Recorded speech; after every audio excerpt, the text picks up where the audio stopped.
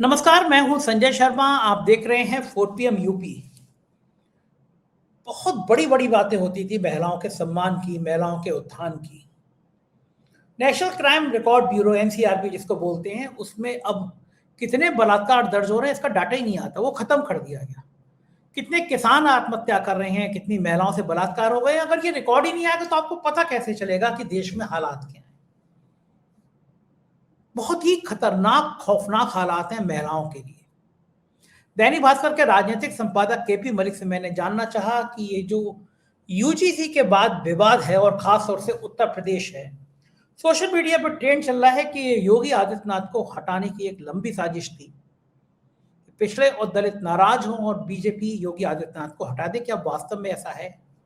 दैनिक भास्कर के राजनीतिक संपादक केपी मलिक से मैंने तमाम संवेदनशील मुद्दों पर बहुत शानदार बातचीत की है। आपसे रिक्वेस्ट है कि 4PM यूपी को सब्सक्राइब करिए। चलते हैं केपी मलिक के पास। 4PM न्यूज नेटवर्क में बहुत बहुत स्वागत है केपी मलिक साहब, आपका अभिनंदन। आपका धन्यवाद संजय जी, आपका और आपके दर्शकों का भी। मलिक साहब, बहुत दुखद खबर लगी मुझे जब वो अमेरिका की फाइलें खुल रही हैं, उस फाइलों में जिक्र आया अनिल अंबानी का। तमाम सोशल मीडिया पर अब ये चल रहा है कि जो यौन अपराधी था उसके मेल में अनिल अंबानी, एक स्वीडिश महिला, गोरी हो, लंबी हो, ऐसे उसके बाल हो, जिक्र कर रहे हैं। एक ऐसी कंपनी जो दिवालिया हो गई थी, लेकिन प्रधानमंत्री ने जब राफेल का सौदा किया तो अनिल अंबानी का नाम सामने आया कि राफेल की डील में अनिल अंबानी भी शामिल थे। और फिर बाद में उन्हीं अनिल अंबानी के से कुछ लंबा खेल हुआ। ईडी सीबीआई छापे मारे, अनिल अंबानी कोर्ट में पेश नहीं हो रहे हैं, लेकिन ईडी उन्हें गिरफ्तार नहीं कर रही है। ईडी मौजूदा मुख्यमंत्रियों को, जिसमें कोई सबूत नहीं है, पैसे की रिकवरी नहीं है, फिर मौजूदा मुख्यमंत्री को गिरफ्तार कर लेती है, लेकिन अनिल अंबानी तक नहीं पहुंच रही। क्या अनिल अंबानी अपने लिए किसी गोरी स्वीडिश महिला का मदद मांग रहे थे, चाहत रखते थे, किसी नेता के लिए चाहत रखते थे? और ऐसे व्यक्ति का, अंबानी का राजनीतिक गलियारों में इतना उठना बैठना, ये सब क्या दर्शाता है? जिस तरह से वो यौन शोषण की फाइलें खुल रही हैं, छोटी छोटी बच्चियों के वीडियो आ रहे हैं, दिल दहला जाएगा। इससे ज्यादा राक्षस कोई हो नहीं सकते। छोटी छोटी 12-12, 13-13 साल बच्चियों के संग, और नाम किन किन के आ रहे हैं, पूरी दुनिया दहल जाए। तो मैं अगर ये पूछूं कि अनिल अंबानी का सीरियल का नाम लेके कि ये रिश्ता क्या कहलाता है, आपको क्या लगेगा कि ये रिश्ता क्या कहलाता है? संजय देखिए, ये स्टेन फाइल जो है, ये पिछले 1 महीने से इंडिया में चर्चा का विषय बनी हुई है। और पिछले 3-4 दिनों से तो इसमें जब से कुछ इंडियंस लोगों के नाम आए हैं, मुख्य तौर पे अनिल अंबानी से पहले ही जो हमारे आजकल पेट्रोलियम मंत्री हरदीप पुरी जी, उनका एक मेल आया है, उसमें सारी चीजें साफ साफ हो गई हैं।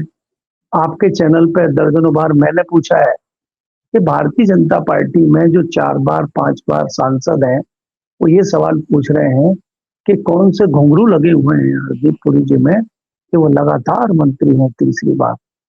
तो अब तो हमें पता लग जाना चाहिए कौन से घुंघरू लटके हुए उनमें, जिससे वो मंत्री बने हुए हैं।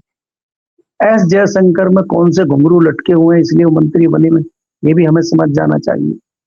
अब हमें ये भी समझ जाना चाहिए, हम लोग लगातार सवाल उठा रहे थे कि राफेल डील फ्रांस के साथ हुई है।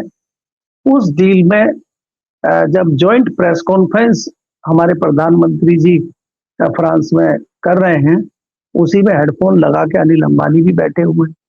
तो वो किस हैसियत से वहां गए थे? वो क्या भारत सरकार का हिस्सा थे?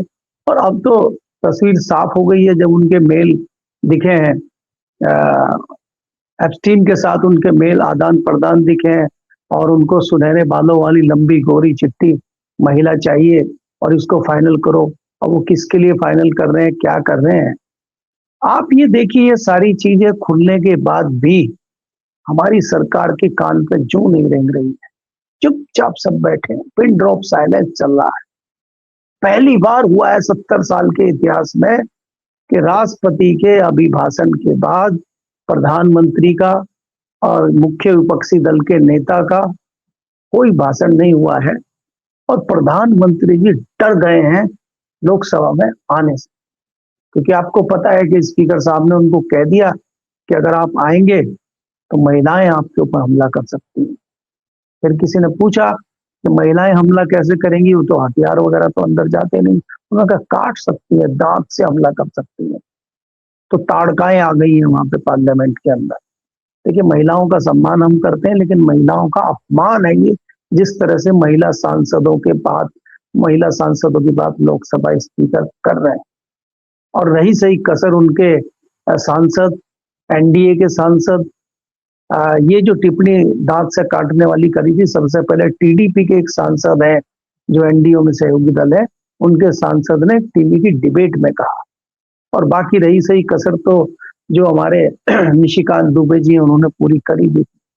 संजय जी, बात यह है कि इतनी सारी चीजें होने के बाद भी देश में जो पिछले दिनों हुआ है वो तो कई सारी चीजें रही हैं। ट्रंप जी शांति वार्ता कर रहे हैं, युद्ध रुकवा रहे हैं, उन्होंने वेनेजुएला में जो किया, यूक्रेन में जो कर रहे हैं, और इजराइल और फिलिस्तीन के साथ जो कर रहे हैं, उसके बावजूद भी वो कह रहे हैं कि मुझे शांति पुरस्कार मिलना चाहिए क्योंकि मैंने युद्ध टलवा दिया पाकिस्तान का, हिंदुस्तान का।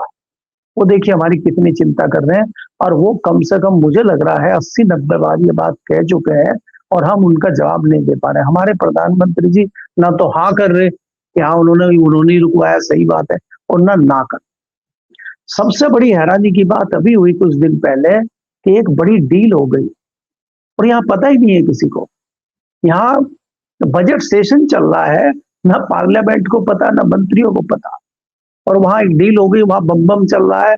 वहां के कृषि मंत्री, वहां के व्हाइट हाउस के प्रवक्ता, वहां के ट्रंप धड़ाधड़ ट्वीट कर रहे हैं कि भारत के साथ समझौता हो गया है, भारत तत्काल तेल खरीदना बंद करेगा रूस से, और जो है $500 मिलियन का व्यापार भारत करेगा, हमसे सामान खरीदेगा, और जो हम सामान भारत को भेजेंगे उस पर 0% ड्यूटी लगाएगा, और हमने जो 50% ड्यूटी लगाई थी हम उसको 18% करेंगे।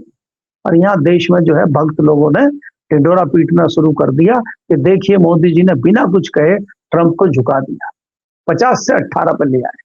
तो ये नहीं बता रहे कि हमारे यहाँ तो मात्र 3.25% लगती थी, पहले तो 0 थी, उसके बाद 3.25 की गई और अब 18 हो गई, लेकिन हम बम है, हमें पता ही नहीं। आप ये देखिए जो डील हुई है, इस डील में सबसे बड़ा दुर्भाग्य देश के किसानों का है। जब कुछ चर्चाएं इस तरह की हुई कि वहां से अगर कृषि जिन्नस आएंगी, वहां से डेयरी प्रोडक्ट आएंगे, तो दुग्ध का जो यहाँ पे किसान है वो बर्बाद हो जाएगा, जो खेती का किसान है वो बर्बाद हो जाएगा। तो वहां से फिर जब सुलह सफाई मांगी गई, तो जब विदेश मंत्री से पूछते हैं वो कहते हैं कि वाणिज्य मंत्री से पूछिए, और वाणिज्य मंत्री से पूछते हैं तो वो कह रहे हैं विदेश मंत्री से पूछिए। दोनों मंत्रियों को कुछ नहीं पता है। जब बात खुल के आई, जब ये सारी जो है दोनों तरफ से किन कंडीशनों पे समझौता हुआ है, जब वो रिपोर्ट सामने आई तो उसमें ये लिखा गया, जैसे सबसे बड़ी आपत्ति ये थी कि भाई अगर वहां से मक्का और बाकी चीजें आ जाएंगी तो भारत में क्या होगा। बोला नहीं वो मक्का नहीं आ रही है, मक्का को प्रोसेस करके लाया जा रहा है, सादी मक्का नहीं, उसका प्रोसेस करके, उसका मुर्गियों का चारा बना के, उसका दूसरा अगर किसी चीज में लाना है भाई उसको आप मक्का के दाने ना देकर उसको प्रोसेस करके ले आएंगे। और हम कहते हैं मक्का तो आ ही नहीं रही, तुम खाम का मक्का का नाटक कर रहे हो, वो दूध तो आ ही नहीं रहा वहां से, वो तो हम मक्खन मंगवा रहे हैं, सूखा दूध मंगवा रहे हैं, तुम दूध पे हल्ला कर दे। देखिए कान को ऐसे ना पकड़ के उधर से पकड़ लिया है और अब सारी बात मोदी जी की फिट हो गई। अमेरिका ने संजय जी जो चाहा है वो समझौता किया है, और हमारे प्रधानमंत्री जी ने दुम दबा के चुपचाप उस पर साइन कर दिया। ये क्या मामला है? ये अनिल अंबानी जी क्या कर रहे हैं? ये कहां से हो रहा है? इन सवालों के जवाब आने भी बाकी है। अगर आप अनिल अंबानी की बात करते हैं, अनिल अंबानी ने जो राफेल की डील की थी, उनकी जो कंपनी के साथ समझौता हुआ था और राफेल की मेंटेनेंस का उनको जो है ठेका मिला था, वो अनिल अंबानी की कंपनी बताते हैं 12 दिन पहले ही बनाई गई। 12 दिन पहले बनी हुई कंपनी को राफेल की जो इतने लेटेस्ट टेक्नोलॉजी के फाइटर प्लेन आ रहे थे उनकी मेंटेनेंस अनिल अंबानी जी को दी गई। और हमारा जो HAL है, हिंदुस्तान एरोनॉटिकल लिमिटेड, जो हमारे हेलीकॉप्टर बनाता है, जहाज करता है, जहाजों की मेंटेनेंस करता है, उसको कहा नहीं ये ठीक नहीं, ये नहीं कर पाएगा, अनिल अंबानी जी कर। तो देख कोई मजाक आज से नहीं हो रहा है, मजाक पहले से चल रहा है। तो इसलिए अनिल अंबानी जी क्या मंगा रहे थे, क्या कर रहे थे, सबके तार एक दूसरे जुड़ते हुए दिखाई दे रहे हैं। हमारा सवाल ये है कि अगर कहीं कुछ नहीं हो रहा है तो स्वयं मोटो तो इस पे सुप्रीम कोर्ट भी ले सकता है क्या? सुप्रीम कोर्ट भी सो रहा है क्या? बाकी संस्थाओं से तो हमारा विश्वास उठ चुका है, जितनी एजेंसियां उनसे तो उठ चुका है। सुप्रीम कोर्ट जिंदा है कि नहीं है?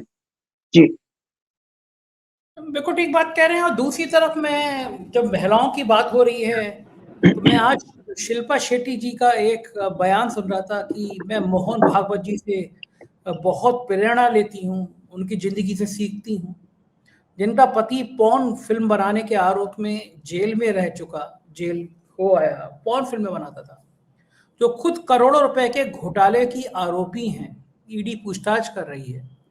वो कभी बाबा बागेश्वर के धाम में नजर आती है, कभी वो मोहन भागवत जी की तारीफ करती हुई नजर आ रही है।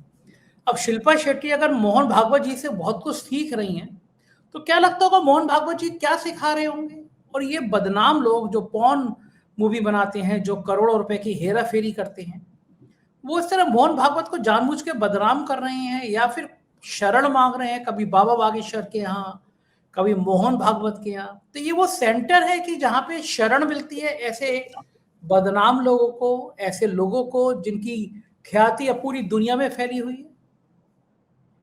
देखिए संजय जी, ये जो छत्र है, जो छतरी है, चाहे वो मोहन भागवत जी की संघ वाली छतरी हो और चाहे बाबा बागेश्वर की सनातन धर्म की छतरी हो, उस छतरी के नीचे आना चाहते हैं। क्योंकि उस छतरी के नीचे तो सरकार का डंडा चलता ही नहीं है, बुलडोजर का डीजल खत्म हो जाता है वहां पहुंचते पहुंचते। और इन लोगों को तो खतरा है, अगर जरा सी भी नजर सरकार की टेढ़ी हुई तो इनके यहाँ बुलडोजर चल जाएगा। तो इनके यहाँ बुलडोजर ना चले, इनके ऊपर कृपा एजेंसियों की, सरकार की बनी रहे, तो इसलिए उस छतरी के नीचे ये जा रहे हैं। महत्वपूर्ण मुद्दा इनका नहीं है। आज ये देखिए आप कि जिस प्रकार से महिला सांसदों का अपमान हो रहा है, एक तरफ तो आप महिला जो सम्मानित महिला है, जो चुन के और देश की आवाज उठाने के लिए संसद में गई है, उसके ऊपर किस तरह के आरोप लगाए जा रहे हैं कि वो प्रधानमंत्री को काट लेंगी दांतों। और एक तरफ यहाँ पे जो है शिल्पा शेट्टी जी वो बखान कर रही हैं कि देश को किस तरह से हिंदू धर्म से बचा रहे हैं, हम लोग हिंदू धर्म को बचा रहे हैं, सनातन धर्म को बचा रहे हैं, और हम बड़े प्रभावित हैं भागवत जी से। ये एकाएक भागवत जी से कैसे प्रभावित हो गई? आज से पहले तो प्रभावित थे नहीं। ये तो प्रभावित ये भी हो गए, जो कल एक प्रोग्राम हुआ है आरएसएस का मोहन भागवत जी की उपस्थिति में मुंबई में, वहां सलमान खान को भी बुला लिया। वैसे तो ये सलमान खान के खिलाफ विरोध प्रदर्शन करते हैं, अब इनको आरएसएस को बचाने के लिए सलमान खान की जरूरत पड़ गई।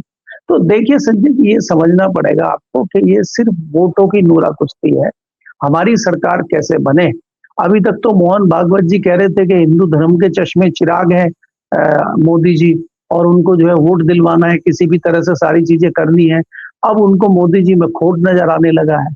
अब वो मोदी जी के खिलाफ जो है कभी भारतीय मजदूर संघ को आगे बढ़ा रहे हैं कि बजट में जो है मजदूरों के अहित किए गए हैं, इसलिए झंडा उठा लो। उनका एक किसान संघ है, भारतीय किसान संघ, जो आरएसएस की विंग है, जो किसानों की बात करने के लिए जानी जाती है, तथाकथित है वो, वैसे तो सरकार के उसमें रहती है, तो वो भी अब विरोध कर रही है कि किसानों के हितों की रक्षा नहीं हो रही है मोदी जी के बजट में। अगर वहां से डील हो रही है अमेरिका के साथ तो वो किसानों के हित में नहीं है। भारतीय जनता पार्टी का सहयोगी संगठन, आरएसएस का संगठन, भारतीय किसान संघ, वो ये कह रहा है कि किसानों के साथ अहित हो रहा है इस डील से, और मोदी जी कह रहे हैं बहुत अच्छा है। तो ये क्या जताता है कि विरोध के सुर कहीं ना कहीं से निकल रहे हैं। और अब क्या मोदी जी से भी पहले सरेंडर मोहन भागवत जी ने कर दिया है? मोहन भागवत जी कह रहे मैं तो वैसे ही 75+ हूँ, मुझे तो अगर आदेश आएगा मैं तत्काल छोड़ दूंगा। और हमारे यहाँ जो आरोप लगाते हैं लोग के किसी जाति के, किसी धर्म के, किसी विशेष व्यक्ति को ही संचालक बनाया जाता है, ऐसा हमारे यहाँ कुछ नहीं है।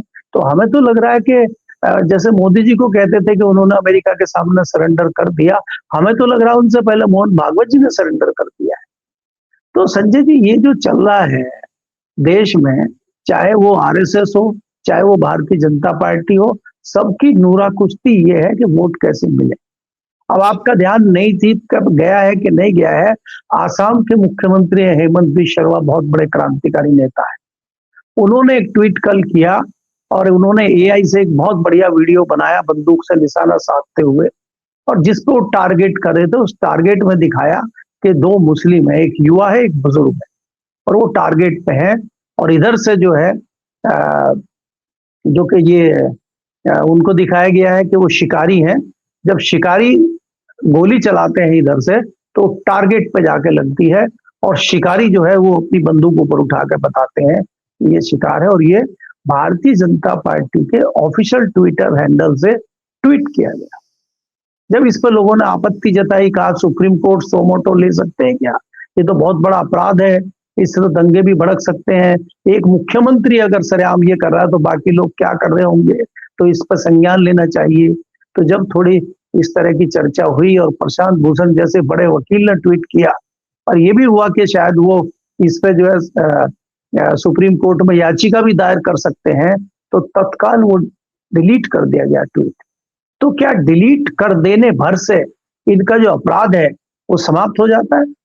क्या स्क्रीनशॉट जो लोगों ने ले लिया है उसको देखते हुए सुप्रीम कोर्ट को एक्शन नहीं लेगा क्या? तो अब लेगा नहीं लेगा संजय जी, ये तो बाद की बात है, लेकिन ये लोग तो कोई कोर कसर छोड़ नहीं रहे अपनी करनी में।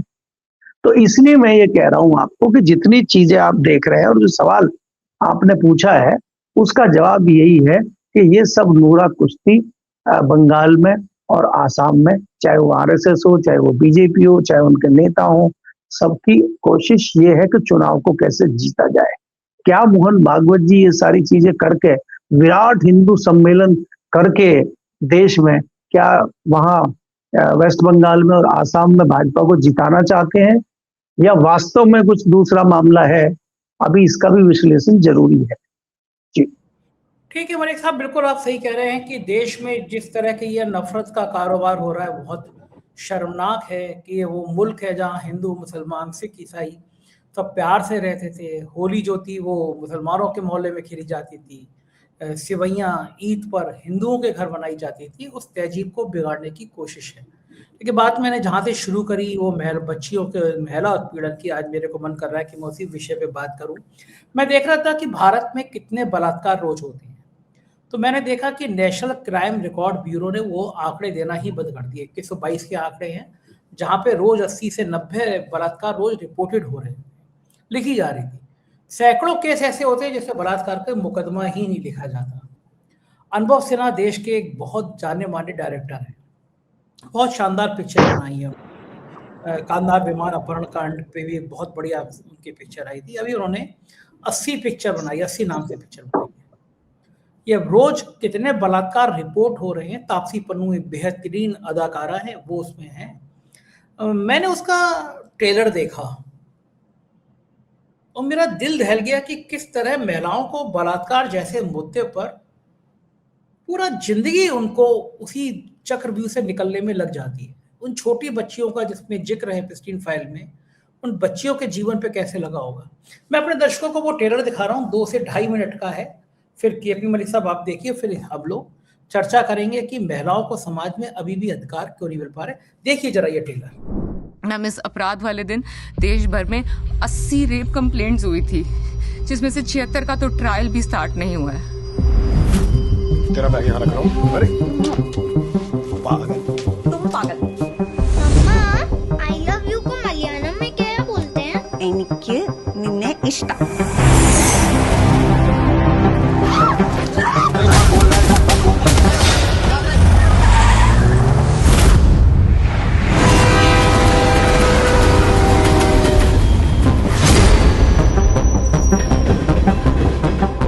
लड़की कहाँ मिली?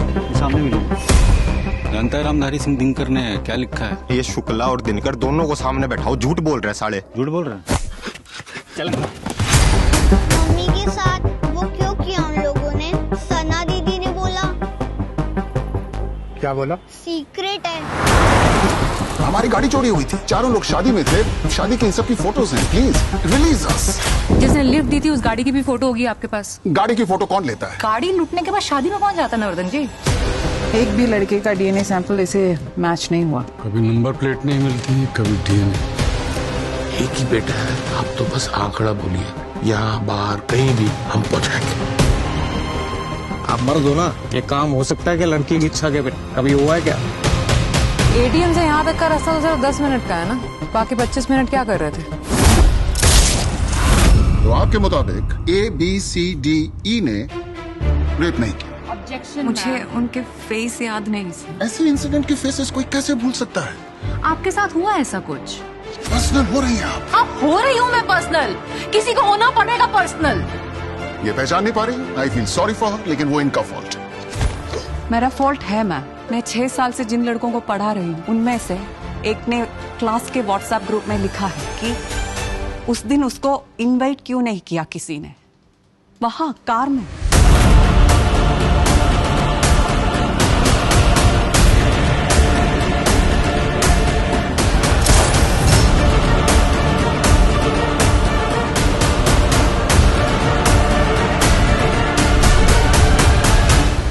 सर्वाइवर से मिला हुआ सैंपल अभियुक्तों के डीएनए सैंपल से मैच नहीं कर रहा मैम। सर्वाइवर अभियुक्तों को पहचान भी नहीं पा रही, तो अब क्या करें मैम? अब अगला एक 8 साल की बच्ची का केस आया मेरे पास, उसके लिए कल आऊंगी आपके सामने, वो भी क्या ऐसे ही खत्म करेंगे? Objection, irrelevant.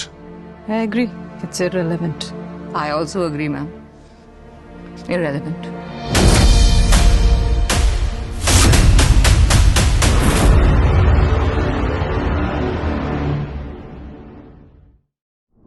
तो ये थे मलिक साहब एक विषय पे। 20 तारीख को ये पिक्चर आ रही है थिएटर में। मुझे लगता है कि समाज को कहीं ना कहीं ये जरूर चौंकाएगी पिक्चर, और शायद जो बलात्कार हो रहे हैं, जो सिस्टम है बलात्कारी सालों सालों तक रहता है बाहर, कभी वो संत के चोलों में होता है आशाराम की तरह, राम रहीम की तरह, कभी किसी परिवार का सदस्य होता है, लेकिन अब बलात्कार पे फास्ट ट्रैक पे, हर मुकदमा फास्ट ट्रैक पे जाए, देश को ये जरूरत पड़ने लगी है। और मेरे ख्याल से तय होना चाहिए, कहीं बलात्कार की FIR है तो लोअर कोर्ट से और सुप्रीम कोर्ट तक ये 6 महीने के अंदर ये फैसला हो जाए, जिससे बलात्कारी डरे कि अगर बलात्कार किया तो क्या होगा। कुलदीप सेंगर के मामले में हमने देखा किस तरह जमानत दे दी गई, लेकिन देश खड़ा हुआ उनके खिलाफ और फिर उनकी जमानत को रद्द करना पड़ा।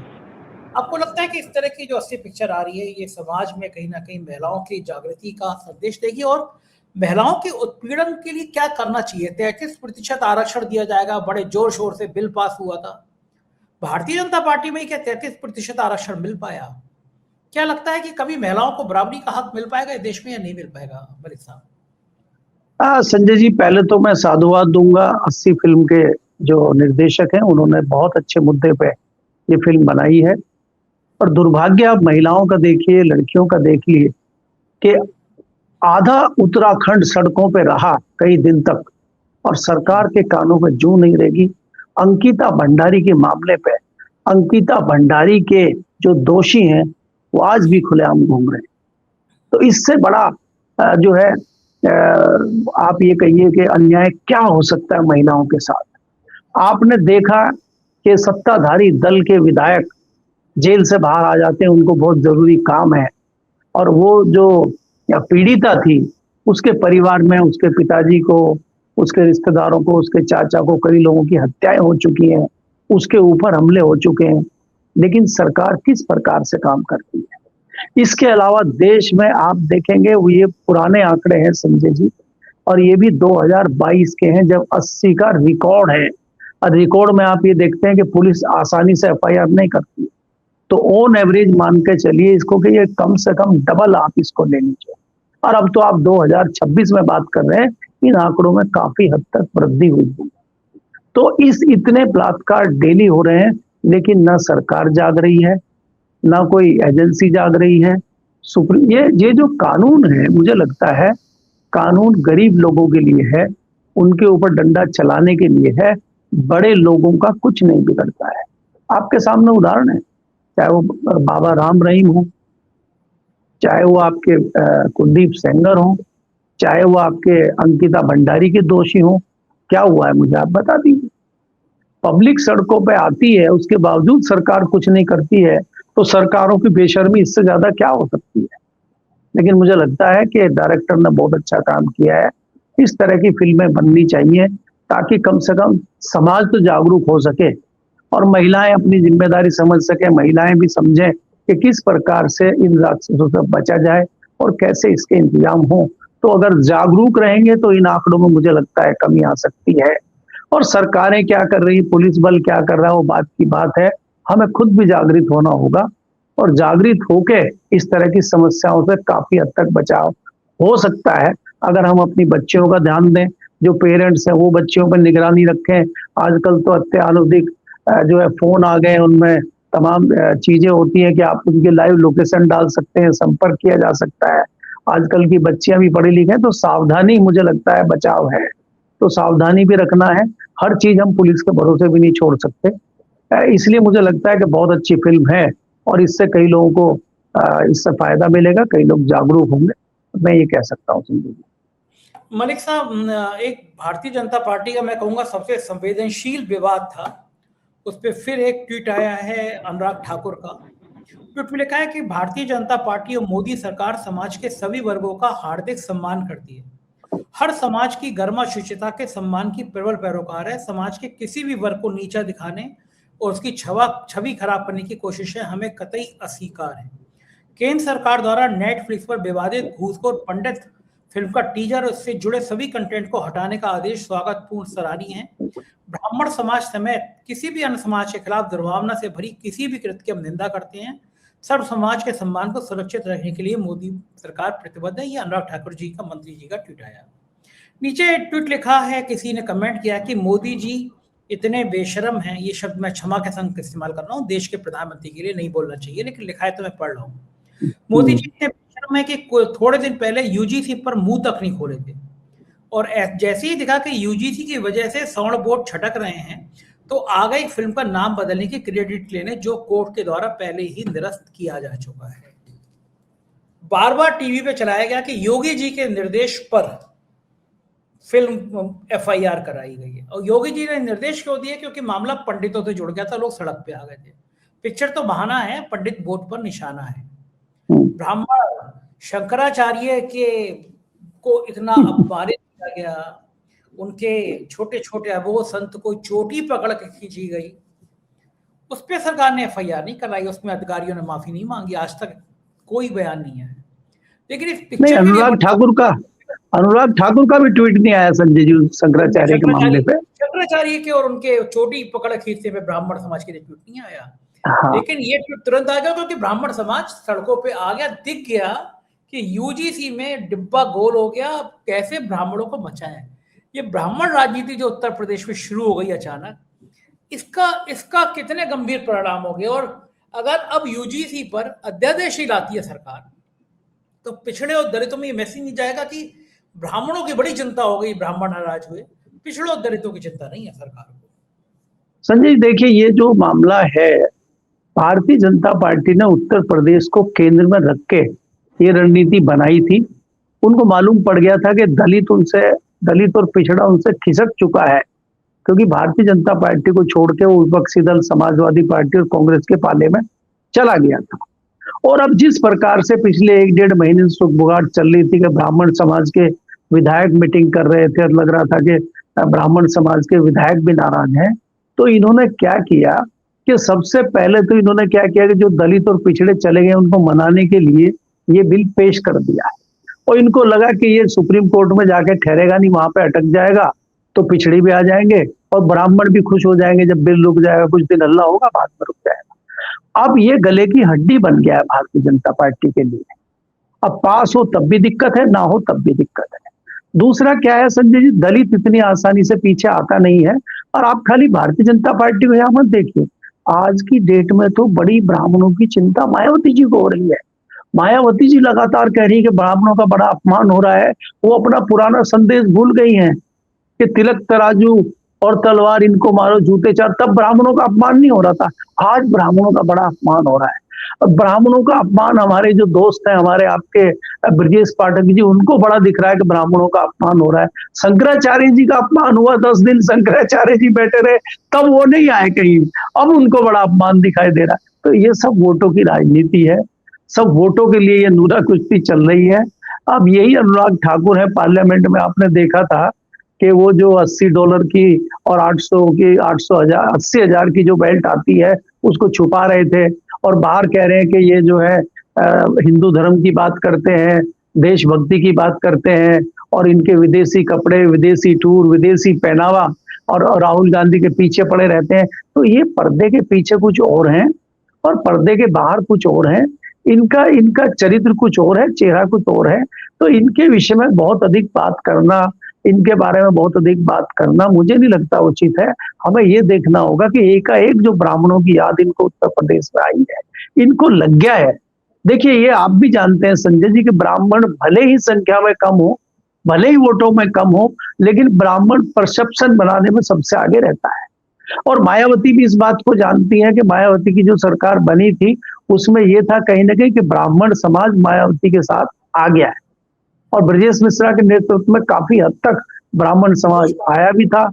मायावती जी ब्रजेश पाठक भी थे, और वो सतीश मिश्रा जी के नेतृत्व में और इनके नेतृत्व में आज ब्रजेश पाठक जी जो है भारतीय जनता पार्टी का बम कर रहे थे। वो हाथी को बड़ा बता रहे थे, कमल को कुचलने की बात कर रहे थे ब्रजेश पाठक जी। तो वो कल को फिर बसपा में चले जाए मायावती जी के नेतृत्व में, इस बात को तो हम और आप कुछ कह नहीं सकते, हम फिर डिबेट करेंगे उस पर। लेकिन ये सब चिंता ब्राह्मणों की नहीं है, ये सब वोट बटोरने की चिंता है कि वोटों को कैसे बटोरा जाए। जी बिल्कुल ठीक कह रहे हैं मलिक साहब, ये सारी चिंताएं वोटों की है। बहुत बहुत शुक्रिया, आपने मुझे इतना समय दिया, मुझसे बातचीत की, धन्यवाद। ये थी केपी मलिक जी, पूरी बातचीत आपने सुनी, कैसी लगी बातचीत बताइएगा जरूर। शुक्रिया, थैंक यू।